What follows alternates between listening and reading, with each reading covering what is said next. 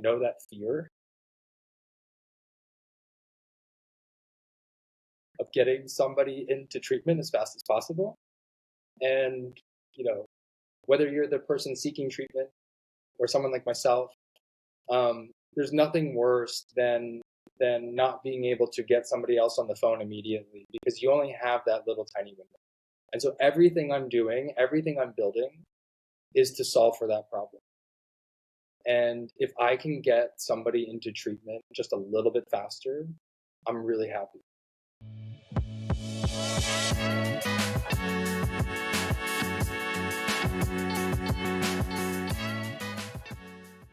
All right, welcome to The Boost, conversations with people promoting mental health. And I'm here with Jimmy Lyons, the VP of Growth at Further out of Brooklyn, New York is where you're based, right? That's right, Steve. Good to see you today. Awesome. Yeah, good to see you. How are you doing? I'm well. Thanks. It's been a busy, cold week here, but I'm doing great. It's been a good week. Excited to be on the show today. Yeah, I'm excited to have you on the show too. And we're going to get into what Further is, what you're doing. It's a really exciting tool that you helped me learn about late last year. We talked kind of before the holidays, and I've been thinking about it ever since. So as part of this, our audience, behavioral health executives, marketers, clinicians, outbound sales people, outreach and business development, to have an AI powered, application like yours is really exciting to learn more about. So I want to get into that with you. Before we do that, let's do what we always do, which is the virtual hug and the shameless plug. So give us your virtual hug, which is tell us somebody or something you're thankful for today. This might sound a little cliche, but I'm thankful for this very moment. I think in our conversation, more of it will become more obvious, but there's a whole series of events that led me to this very moment. And so I'm just super grateful for it. And yeah, excited to meet you and just feeling really good about where we are as a company and where I am personally. Very cool. That's a good reminder for me to be in the present moment in this conversation with you. There's always logistical stuff with running a podcast and producing it and making sure the audio and the video is up and running and everything. But I'll be here present with you too. And I'm grateful for that too. That's a first, actually. You're the first person to just say, I'm grateful for this moment in time. I like that a lot. Yes. Well, I mean, again, it's been a journey, and part of that journey has involved doing a lot of work on myself and starting to somebody once told me to find joy in the mundane. Whether it was washing my hands or doing the dishes, and I went through a really tough couple of years, and that's what kind of got me through it. Was just finding that living in the moment was incredibly helpful and gave me joy and allowed me to focus on looking at things, the glass half full. I saw the other day, I'm reading this book called Courage is Calling by Ryan Holiday. And in it, he says that somebody has done the math, and the odds of you and I, or the you or I existing, are 1 in 400 trillion, which is like playing the lottery 1.33 million times and winning every time. Right. And so we are lucky to be here, even with the hand washing moments and the boring and the mundane and getting the mail and making breakfast. It's like we've won the lottery tremendously just to be here. And the time, right? I mean, what a time to be alive, and it's like the best of times, and I think it's also some of the most challenging times. We are living longer than we've ever lived. We have access to technologies that we've never had access to before that make our lives a lot easier, but it also means that we're very distracted. And I think it's really easy to lose sight of living in the present, living in the now. And so it's an exercise like anything, whether you're training to run a marathon or you're training to live in the present. It's something that you really have to work at. It's a reminder, and I'm constantly reminding myself every day of this idea of just focusing on what I'm doing right now and being ultimately really grateful for it, because who knows, you could step out in front of a bus tomorrow. Yeah, absolutely. Normally at this point, I might throw it to the shameless plug, which is talking about Further and the amazing work you're doing. But I'm feeling like staying in the moment means circling back to a little bit of what you referenced earlier, pre-call about your story, and then what you mentioned uh, just ahead of this, which is like hasn't always been easy days. Tell us kind of a little bit more about that, whatever you're comfortable sharing, maybe of your story of how you got here, and any context that might help us understand why you got to this point of peace around enjoying the mundane and what that did for your life. Yeah. Well, the story started about 11 years ago. I was dating someone and we ended up starting a business together. I've been a founder. I'm not a founder at Further, but I have been a founder for about 11 years. And when I met this individual, he and I started a company together and we ran it for about 8 years. We had really good success. Starting a company with your partner is always a very dangerous proposition, but for us, it was a wonderful experience. That said, when I met him, he was in the throes of a pretty severe addiction. And, he was kind of coming out of it when I first met him. He was able to get sober on his own within the first 6 months of us meeting. I had very little experience or exposure to addiction. And, he was sober for 9.5 years, almost 10 years. And then about 2 years ago, he relapsed in a pretty major way. We ended up winding down our company, around COVID. COVID kind of was like a final blow to our business. And that just kind of kicked things off, a series of events that occurred. We're still friends. I will always love him. But, so it was just an incredibly, incredibly difficult time, as everyone knows. And, being a family member or a loved one of an addict carries its own weight in some really big ways. And I learned a lot through that experience. And this is where the intersection of my personal life and work, come about in this really weird, the universe works in mysterious ways. I don't want to go into like the details, but everybody knows what that experience is like, fearing that this individual is not going to make it to tomorrow. And a friend of mine had started this company, essentially it started as building chatbot solutions for the senior living world. And they've since evolved the product into added some new wonderful features I'll kind of get into. But, right around when all of this stuff was happening with my ex and I was out of a job, he said, hey, we're looking to expand into new verticals. Why don't you come help us out? And I had just gone through the process of getting my partner into 3 different rehabs over the course of a year and a half. I said, have you thought about behavioral health? I said, I've experienced this very problem of trying to get someone care, and it's such a nuanced problem in behavioral health because when he would decide that it was time to go, it's like, okay, we got to go right now. Like we have to go. There's no waiting. I mean, it's hard to talk about, but I lived that experience, and I struggled to get him into treatment. And so when I was approached about this job, I said, I think that there's a massive opportunity here. And, it was this really, I've always looked at my career as this money-making endeavor. And, what do I got to do to get the coin and to retire someday?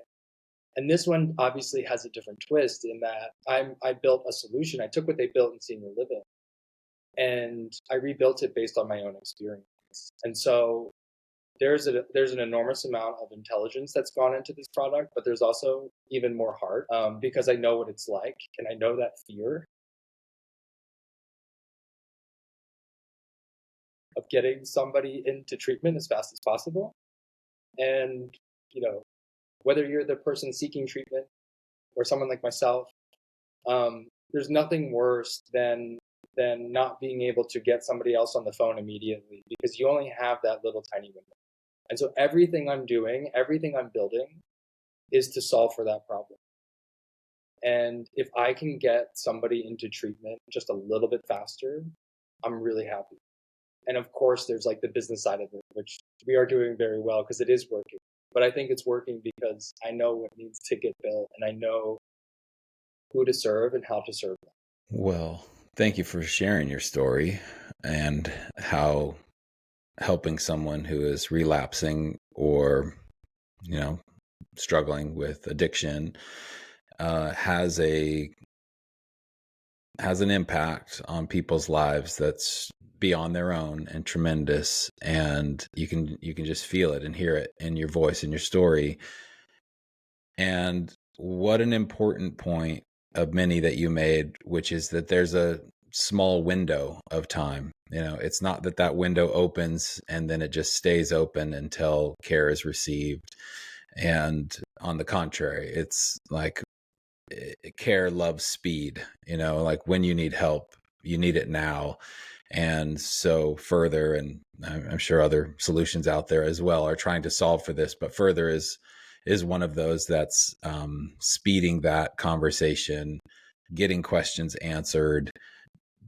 Talk us through that. Let's not to leave the story totally behind. I want that to live as part of this conversation, but get us into what Further does, just as context for people who are listening. Yeah, so technically we are a conversion rate optimization platform. Now, practically speaking, what that means is you're driving a lot of traffic to a website or to any digital asset. We've figured out the tools and features to convert that traffic. We do that through three primary features: a chat function, what we call conversational web forms, and an IVR phone system. And our primary lead product is the chat function. And so, again, what I did when I first joined was use my own experience and did some additional research into like what exactly are the things that people visiting this site, what's the information that they really need in order to take that next step. When you visit a lot of behavioral health websites, they're optimized for SEO, which is great, but it also means that there's a ton of text and information and it can be a lot at times. I look at some of these websites and I'm like, ooh. And you have remember you have 6 or 7 seconds to get someone's attention. Also, some people might be using while they're visiting the site, and I've also taken that into account. We need to make this super simple. And so for us, and everything is customizable, I should say, what the chat function, the web forms, first and foremost, we make it look like your asset. The colors, the font, the text will match your asset. The second thing is, any of the flows that we include, you can change, but based on data, we know that, for example, verification of benefits, pricing, availability, meeting the individuals that work there, and then really most importantly, the ability to connect as fast as possible with an admissions counselor specialist. And the way that we've done that is we've made a conscious decision not to use live chat. Live chat is actually really difficult to get right. It's expensive. You need someone there 24/7. And there's usually a lag. And that lag could be the difference of somebody coming in or not. And that lag, even a minute is too long. And so what we've done is we've created the ability to either call, very obvious, or open up a texting conversation. So that puts the lead in control over the conversation. They can continue on their day and still have a conversation with an admissions specialist. So those are like the primary objectives in behavioral health, what we're trying to accomplish with our chat feature. Again, it's the ability to collect verification of insurance information, pricing information, availability, and connecting with someone. And that is obviously the most important. Our web forms, we have these conversational web forms. They're like web forms, but kind of the next generation. They're just a lot more conversational. So it's simple, one question at a time, very easy to use, designed for a user. Everything we build, and I give credit to our team, is incredibly user-friendly and very simple to use. And so it works, give the people what the people want, and they'll use it. And we've done that. And we've done that because we know the journey and we know the user on both sides. We also understand what the admissions people are looking for. So the other benefit is on their end. They're immediately getting all this information in a very pretty, nicely packaged format. I know everything about, let's say it's me, I know everything about Jimmy. I know who he is, where he is, what he's coming from, what he's struggling with. So when I pick up that phone, you can immediately start a trusting relationship. And so for both parties, it just makes sense. That's an interesting point to go back to maybe the start of that, which is that what gets you somewhere isn't what will get you forward to the next step. So when we're designing websites, our biggest client is oftentimes Google, really, and the people who are using Google, but the client is Google more or less. And so, yeah, to have an SEO rich website, that's a wonderful thing. Certainly table stakes should do that, and that improves your competitive advantage. But once the human gets there, and yeah, they could be using substances or something you have to be aware of, if it's maybe a caretaker or a variety of kind of personas or instances of the use case, then making it as simple as possible and redefining the experience from Google to the human. That's a really interesting point. I think we lose the message sometimes through optimization. We do, and human element is huge, especially in this space. I mean, it's everything. Especially if I'm a family member, and again, I've been through. I've been through this. We went to some great programs, and we went to some really not great programs. And dropping him off at the not great program was like pulling my heart out of my chest. And so, if I could have had that individual, had a trusting relationship with that individual in advance, I probably wouldn't have. Well, if they were trusting, I would have gone, but they weren't, and we found that out the hard way. And so, the human element is huge here. Yes, we use artificial intelligence. Yes, we're very tech forward, but really we're using tech to be more human, not less. We're equipping admissions teams to be better at their job. So they can just focus on the individual and the problem and speak to the benefits of their program. That's, just get down to brass tacks. All this other stuff that they're normally occupied with, we can help automate away so that they're actually armed with the information they need to be better at their job. Mm-hmm. This is a little tangential, but I think it's relevant in that I've been doing this podcast. This is, I don't know, episode maybe 27 or 28, depending on when it comes out. And when I started, it was minimally viable product. I had this cool little intro. It's like this musical little intro, and I tried to just do what I could to like do podcasty things. And then I was talking with a podcast expert over the holidays, and I'm thinking about hiring him for like podcast production. And he said, what you should really do is you should have like 30 seconds or a minute of the conversation at the beginning. And that lets all the humans know and actually listen to what's being said in the conversation. Like they're not there for your intro, they're there for the conversation. And so give them a taste of that. And then the other thing I've done, which was such a heavy lift before, is I use AI. So I'm using Riverside FM, and they will generate show notes using AI. And then they'll generate these 30-second viral clips that you can edit and tweak a little bit before you send them out on Instagram and all the other social media platforms. It has made, to your point, it's made it a more human accessible show through AI, and it frees me up to do more of my best work, which is not writing the show notes, going back another hour after we end up talking to use another hour to just simply type out what's been said. Right. And that's the beauty of AI. I think a lot of people are kind of scared of it or don't know what to do with it. But I have at least today, I have a very optimistic view on it. It's allowing us to be more human.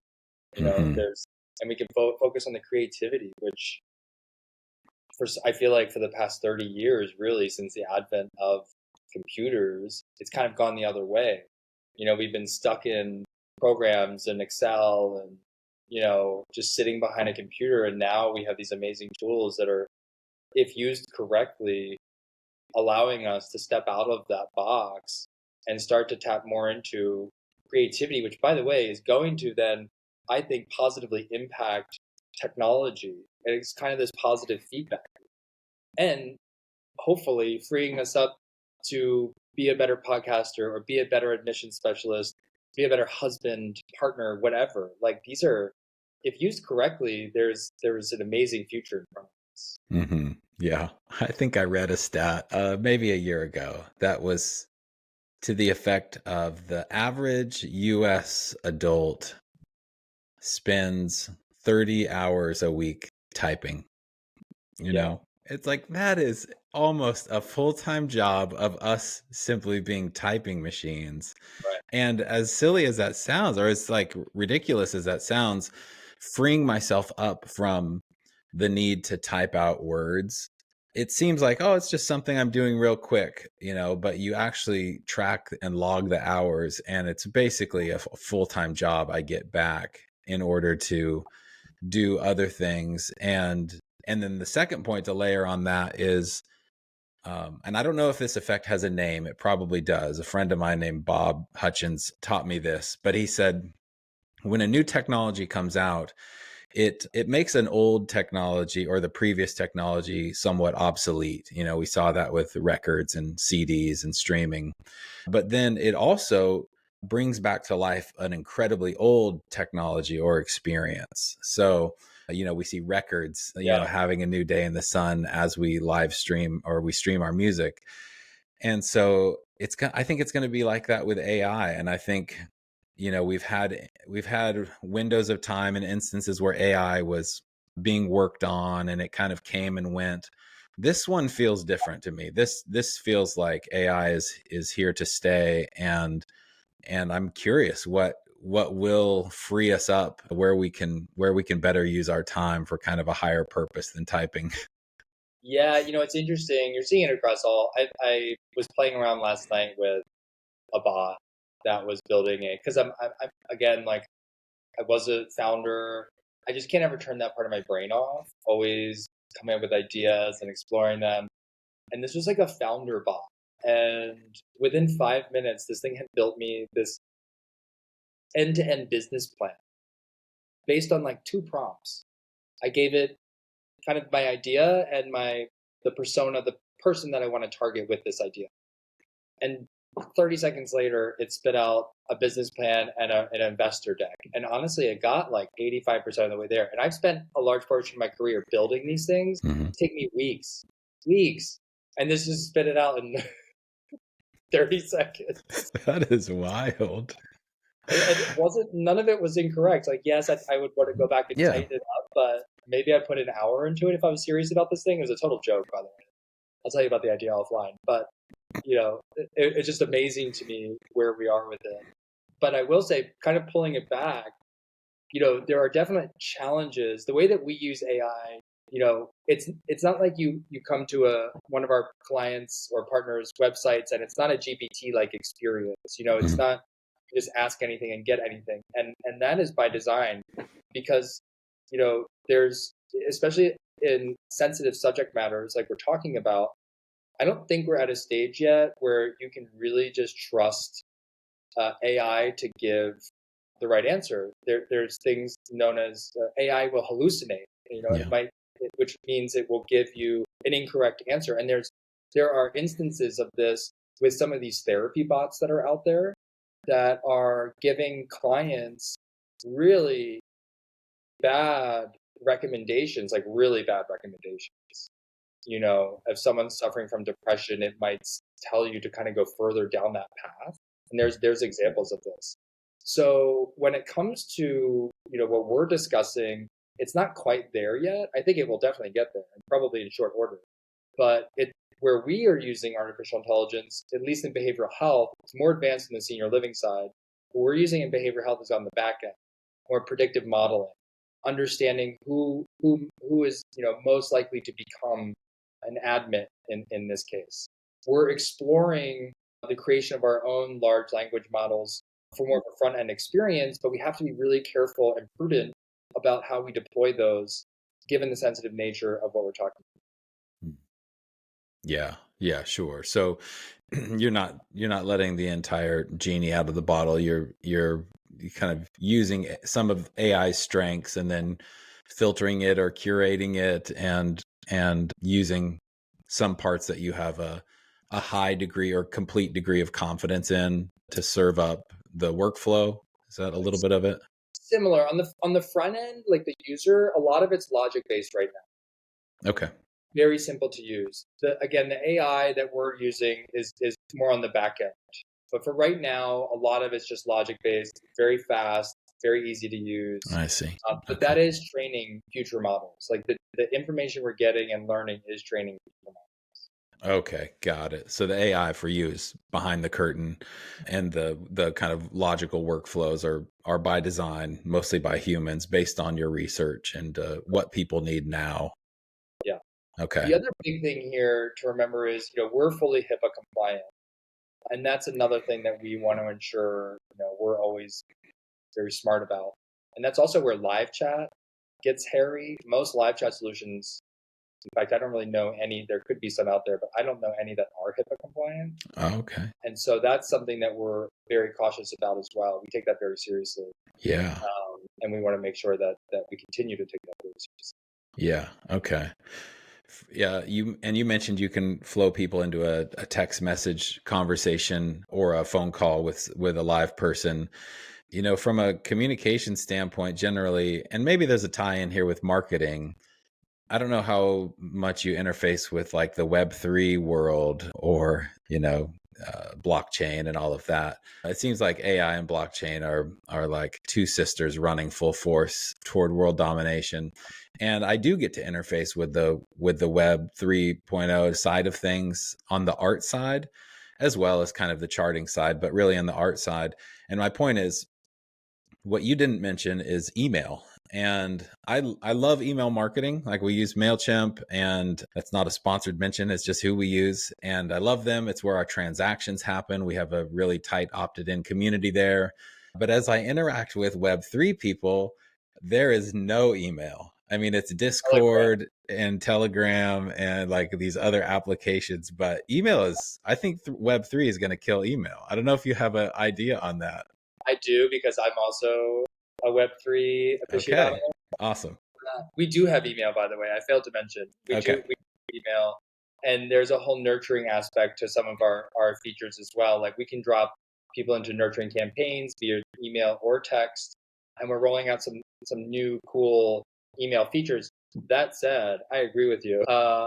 Before I joined Further, I was an entrepreneur in residence and I built a DAO. You're familiar with the DAO? Sure. Yeah. For gig workers, which is essentially like a digital co-op for gig workers. And the idea there was to share the wealth. If you imagine Uber, but Uber being owned by all those that are working on the project, it's the future. Blockchain is the future.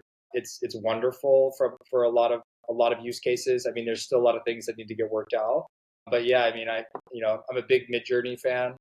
That's where I get my creative outlet. I've done some really. I'll also share some offline with you. Really Awesome. fun and funny pieces, I guess you would call them, although the art community would challenge you on that. Mm-hmm. But yeah, I mean, I live on Discord and Telegram, and I think the future of communication is definitely going to change. And I think specifically when it comes to, again, sensitive conversations like we're talking about, there's some big use cases for putting that on chain. And I look forward to that. I'm excited to see, when I was kind of in it, was kind of the peak of Web3 hysteria, and everything was happening at breakneck speed. And I honestly had to take a step back. It was also coinciding with some of the events that I mentioned earlier. But now I think, it's tracking your typical innovation curve where we're kind of in that trough of disillusion, and then we're going to come out the other side. And I think over the next 5 to 10 years, you're going to see some major advancements on that front. Again, the biggest detriment to what I built for the DAO was onboarding. It's a onboarding to Web3 and some of these new ideas of what is a token, how does that work, what is blockchain. Mm-hmm. We're not there yet, and so there's a small portion of the population that understands all of that. But we will eventually reach a critical mass where everyone's going to be a part of this world. I'm very excited by it. I think it's potentially a solution to a lot of problems that we're facing. And for me, including, we could have a whole other podcast on this, but including like equalities, socioeconomic equalities, and meritocracies. I mean, you're talking about building platforms where you're quite literally rewarded for the work that you put into it. It's a one-to-one relationship. And so Mhm. I see a very positive future with Web3 and blockchain. A lot of kinks that still need to get worked out, but it's going to make its way into behavioral health eventually in some way.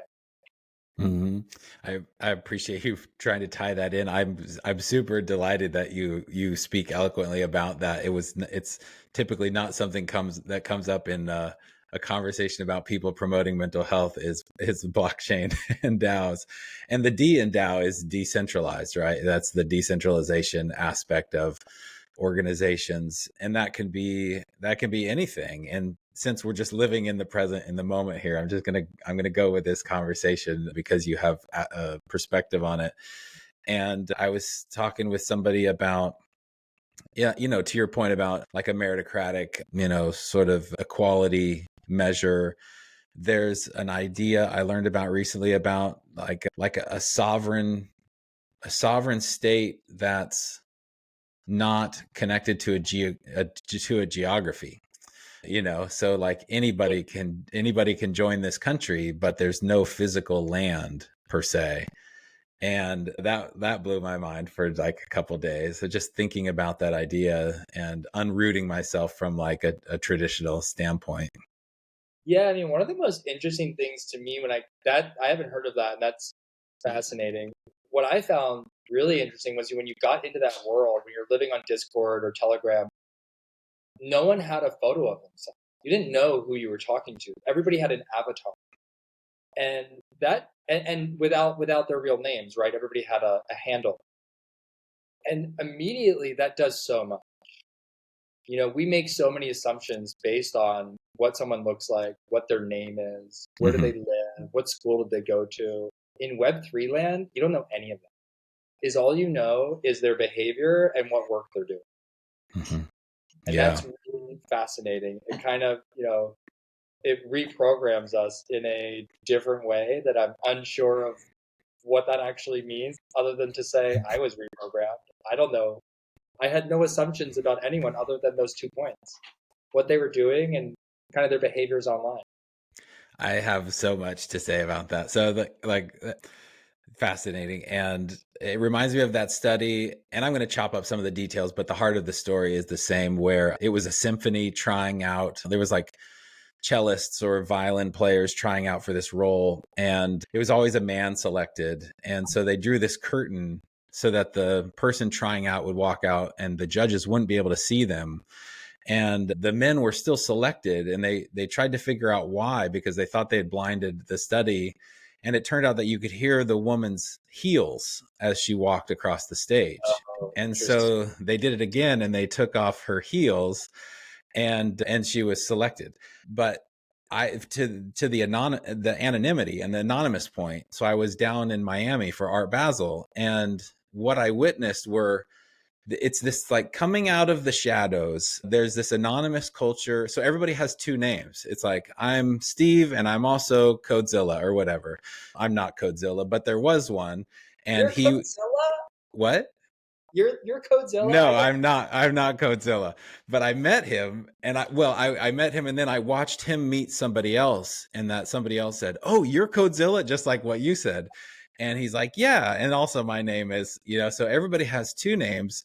And there are organizations like Innerworld where there's a behavioral health play with an anonymous nature to it. And that's a very fascinating, free, safe space for stories to be told without your identification attached to it. And I think there's a place for that too. But I saw in like IRL, as they say, in the real world, I saw people in Web3 and crypto land coming into very important relationships with each other in the real world. Yeah, I think at the end of the day, we do still crave those relationships. And I went to a couple conferences when I was in it. I went to an Ethereum conference and a Nice. Solana conference, and then I went to Bitcoin Miami. What I also found really interesting were each one had its own tribe and Hmm. each tribe was very different philosophically and emotionally, really, when you meet these people. But there was, when they met in real life, yeah, there's still this bond, and I think because it's such new technology and it's very exciting, everybody gets very jazzed up with each other, and there are some incredibly intelligent people working on these problems. I mean, Yes. it gives me chills because right now most of them aren't. I mean, they're not. They're doing a lot of it on the side. Like, the days of flipping NFTs and making huge money, that's behind us. Yes, you've got some people making good money, but a lot of these people are just really believe in the potential in the future of this technology and this movement. It's a movement, and I think it's super fascinating, and you get all walks of life. I would really be interested in exploring inner world. I don't know about it. I'm As we're having this conversation, the application of Web3 in mental health. I mean, I would love to explore that more. I think we should definitely be having these conversations because the anonymity aspect of Web3 lends itself so well to this very subject matter. So much of seeking treatment or getting sober, we all know there's such a shame aspect surrounding it, such a shame. And so if we can do anything to move the needle on that front, and I think there's a lot of applications in Web3 and with blockchain to solve some of these problems. And now my mind is like going a million miles an hour. How do we do that? Me too. Yeah, me too. How do we make connections, solve for loneliness, Yeah. solve for the swings? Swings can be asymmetrically wonderful or asymmetrically very difficult, like what you experience, where it's like, oh, not just one thing falls apart, everything falls apart and it compounds. It's not linear. So how do It's not. we be, yeah, you're like, yeah, I know. How do we be there for people when they need it? And that window that you mentioned, that window is really important, which is like, we have to be always on, and we're just humans. So how can we use every tool around us with the right amount of leverage, not over leveraged, but the right amount of leverage in the tools, which is just what tools are, hammers and saws and everything. It's all leverage. How I'll can tell we you. use things like AI? I'll tell you another intersection. You know, we've kind of made this a two-way intersection. I think there's a third Hmm. that I've noticed in the Web3 community that I'm now seeing a lot in the recovery community, and that's psychedelics. Yes. And I don't really have a thesis or an opinion as to why that is, but that is something that I see in both those communities being discussed at length. I have some ideas, but I do think it's interesting that there is this overlap. You know, I've been fortunate enough to sit with some medicines myself, so I understand the power of it. But there is this common theme about healing through the plant medicine that is in Web3 that is also now making its way into the recovery conversation. That's fascinating. I run this conference. If anybody doesn't know, it's the Mental Health Marketing Conference. And last year we did a debate on AI. We had pro and con just as a way to pick sides and just embrace the tension. And we also separately booked a person named Matt Zeman, who wrote a book, Psychedelics for Everyone, which is quite the title.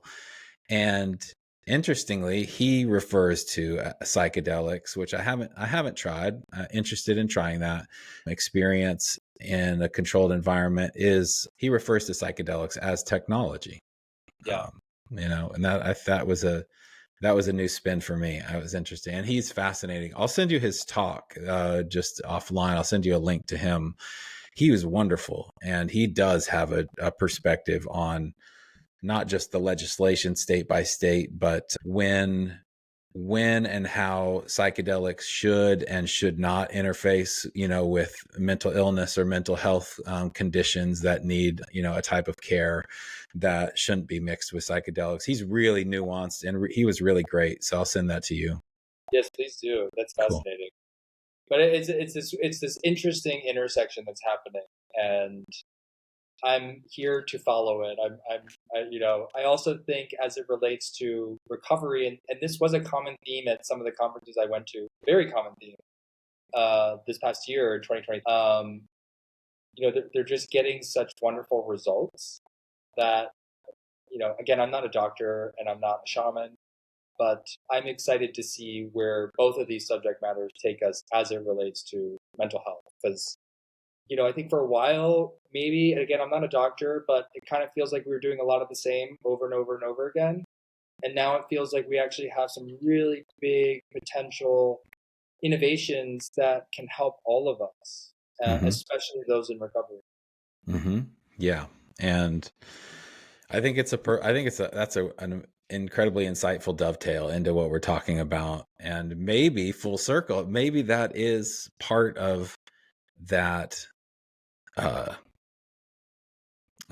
old technology, that's being renewed in some way, as we can Right. get our hands off the keyboards. And if we have an optimistic viewpoint that, despite everything, is humanity circling toward higher consciousness, which we can look way back and it's easy to see that we're not, in the, the industrial age, we're not largely like lifting stones and cutting logs. We're doing mind work. And how do we move toward higher mind work, or maybe spiritual work, things of that nature? Perhaps that's a curiosity in my mind, is where are we going? Well, I'll tell you just a personal anecdote there. The times that I've sat with some plant medicines, I felt a lot. But the biggest takeaway for me was this giant hug by anyone I have ever met in my entire life, living or dead. I walked away from that experience with an overwhelming sense of connection and belonging. And I know, again, I guess I'm in like recovery adjacent as a loved one, but I know that loneliness is often a driving force to use. And so if you can just feel that hug that I felt, have to imagine that's going to happen. Beautiful. Let's end it there. And I hope everybody listens to this point. I'm going to make sure I encourage everybody to listen to minute 45 of this conversation. This has been a really enjoyable conversation that opened a path that I wasn't expecting, and I'm really delighted it did. But Jimmy, thank you for coming on and sharing your story, and also about Further. That's really valuable. And then just thank you for just being somebody to just walk on the path with, and kind of, it turns and it has its corners and we can't always see far down the road. So I appreciate that as far as this hour is concerned, even just going along the journey with me. Yeah, Steve, thanks for having me. And I'm so excited to be at the conference in the fall. And if there's a Web3 psychedelics panel, count me in. Okay. Yeah, totally. You'd have a lot to say about it. Yeah, totally. All right. I'm going to sign off. Have a good one, Jimmy. Thank you.